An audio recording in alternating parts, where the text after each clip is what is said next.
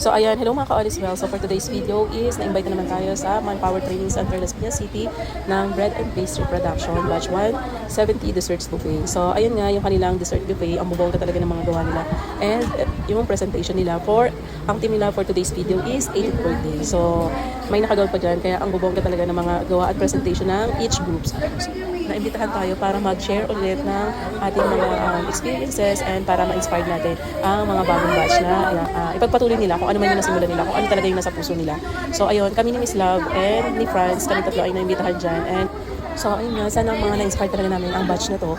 And yun, ipagpatuloy lang nila kung ano yung mga nasimulan nila dahil sa baking talaga is may pera talaga kung masipag lang po talaga tayo. So ayun nga, thank you so much Teacher Emeline and to all the batch 170. Sobrang gaganda ng mga gawa nyo and yung presentation nyo, ang bubongga na talaga. Parang pwede na talaga siya para i-execute mo. So ayun lang, congratulations in advance. So ayun lang mga ka-all as well. Maraming salamat. Thank you, bye. Talaga ako knowledgeable, hindi ko talaga alam yung proper measurement na actual. So talagang masabi ko na zero knowledge ako nung nag-aral ako dito.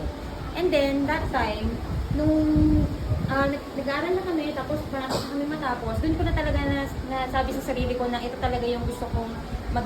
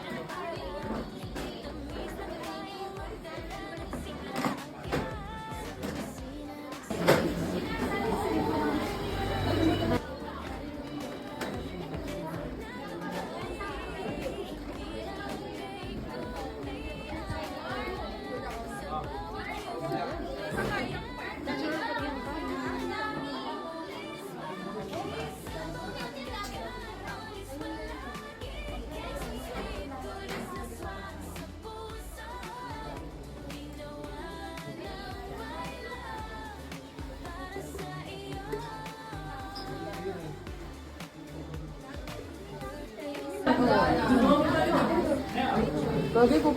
There's no perfect sabaw.